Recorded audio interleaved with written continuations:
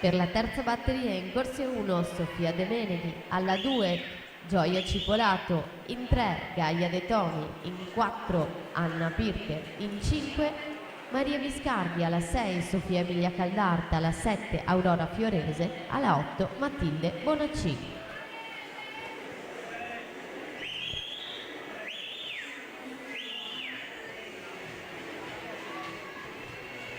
Quindi il quadro dei finalisti anche assoluti maschi: Zuin, Valerio, Vendrame, Gerardin, Menegaldo, Fiorani, Townsend e Matteo Succi con 2,10 e 97.